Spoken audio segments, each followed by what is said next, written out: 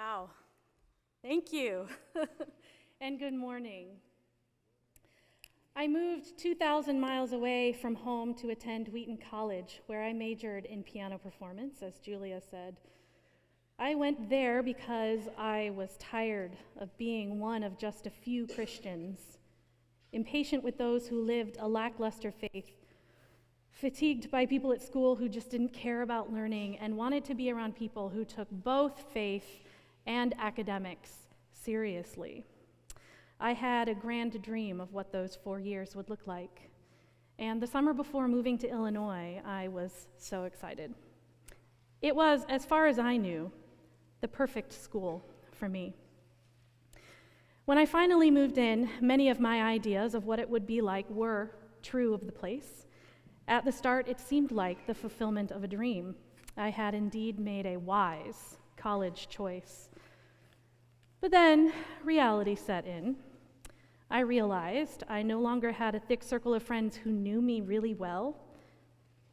People I met didn't praise my accomplishments as I had become accustomed to experiencing.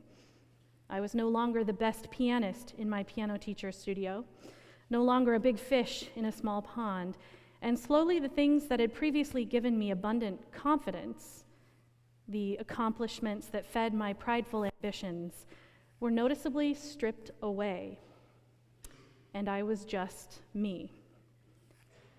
And that was terrifying. So I did what any reasonable person would do. I blamed my school. With a critical eye, I scrutinized contradictions, looked for inconsistencies in my friends' faith, became impatient with people who chose social margin over a busy bee life, blamed these new friends for not being as good of friends to me as I had needed them to be. I played the me versus them game pretty well. At the end of my freshman year, I had created enough reasons to leave, so I did. I was still registered for sophomore classes, just in case, but I had admission to another institution that would hopefully provide a more perfect option for me. I said goodbye to my new friends, brought all my stuff home with me, and that was it. Except it wasn't, because something about my decision to leave just didn't sit right in my heart, but I couldn't place it.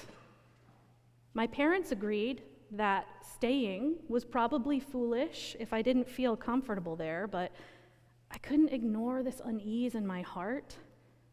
So that summer, I prayed. I really prayed. I asked God to show me what to do, to align my heart with His. I really wanted to know what was the source of my unease. The moment I knew the answer was transformative for me. It wasn't some grand voice from on high telling me what to do. Rather, it was a small voice, simply saying, "You feel uneasy because you're running away." And I knew in my soul that this was God's voice. And up to that point, it became the most powerful moment of direction from the Holy Spirit that I had yet experienced. It was so powerful that I couldn't ignore it. So I searched my heart, saw my fear for what it was, and obeyed. I decided not to run, to go back to Wheaton and face these institutional deficits that I disliked so much. I thought returning my sophomore year would mean that things would become easier. After all, I was being obedient to God's call not to run. I'll fast forward and tell you that those remaining 3 years at Wheaton were the most formative spiritual years of my life.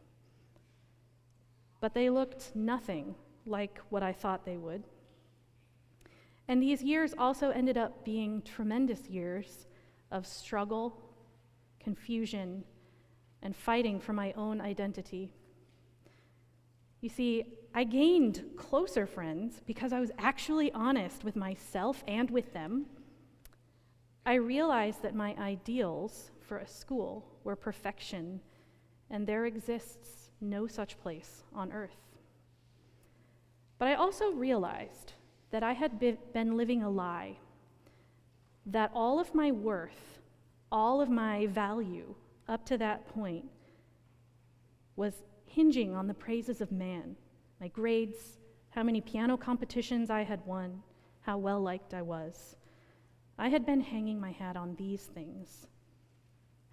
And maintaining that type of profile had exhausted me to the bone, drained my soul by the age of 19.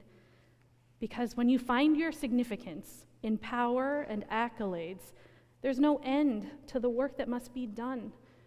Once one accomplishment is over, the next one must begin. You can't live a full life, not the life God intended, constantly running uphill and looking for the next way to perfection. My return to Wheaton that sophomore year came with some real and sore realizations, and with it came a deep depression. Perhaps you can relate with some of my story. I believe the sadness and despair took root in me during my sophomore year because God had disrupted the patterns of pride I had become accustomed to living with on a daily basis, leaving me with absolutely no muscle memory on how to walk through life without looking for accolades. I sought help through my school's counseling center and was diagnosed with severe depression. And during those sessions, we identified life patterns I had ingrained from youth. Patterns of thinking, I have to be the best no matter what, otherwise I'm worthless. Patterns of assuming people think the worst of me. Patterns that affirm my worth is found in what I do. Once those patterns were identified, I began the back-breaking work of trying to undo them. That's a monumental task. At first, I'd be in a practice room, working on learning a piece of music, and I couldn't figure out how to play a certain passage well. During that time of depression, it did not take much to reduce me to tears over something like that. The work I did on my mental health looked something like this. Number 1, start crying. Number 2, feel utterly helpless and worthless. Number 3, question what on earth I'm doing at school, how anyone thinks I'm qualified to be studying piano. I'm such a fake. Number 4, remember, like a light bulb going off, that I'm actually not worthless. Number 5, pray the truths of God. God, I am imperfect. I am a work in progress. God, you will love me just the same, no matter how well or how poorly I play this piano passage. Number 6, start practicing again, this time with humility and patience. I can't tell you how many times my knee-jerk reaction to life was to feel defeated, to cry during my depression. But these tiny nuggets of truth that I was beginning to learn took root in me, and I had to fight for them to earn a more permanent home in my heart. The more I practiced reinforcing truths of where my identity is found, the more I believed them, and also the more automatic it became for me to walk in a spirit of assurance rather than shame. In essence, I was gaining new muscle memory. One hymn I came to know during this time, called God Moves in a Mysterious Way by William Cowper, stuck with me. Here's some of the verses. God moves in a mysterious way, his wonders to perform. He plants his footsteps in the sea and rides upon the storm. His purposes will ripen fast, unfolding every hour. The bud may have a bitter taste, but sweet will be the flower. God was my guide during this dark time, and because I was willing to let him show me my sins of pride and disordered priorities, there was a most bitter time before any sweetness came about. But I'm here to tell you that I came out of that depression, and I emerged a changed person. The truths I learned during that critical time have stayed with me entirely. Students, you need to hear this. We don't live life in a straight line. I have battled depression a few times since college, most recently within the last year. Sometimes we deal with a struggle, and once it's over, we expect it to never resurface again. Listen, sometimes it does come back. We are frail, sinful beings bound by habits and weird circumstances.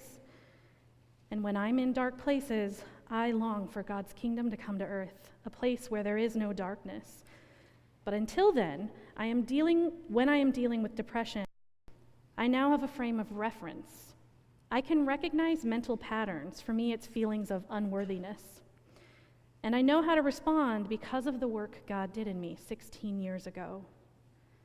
I know my tendency to blame other people or circumstances outside myself for my unhappiness, whether it's my grad school, my colleagues, my friends, my husband, my partners in ministry. And once I can identify that pattern for what it is, I begin the life-changing work again of interrupting the cycle. I'm so glad I heard God's voice that summer after my freshman year. And I'm so thankful that I can trust him, that I've proved him o'er and o'er.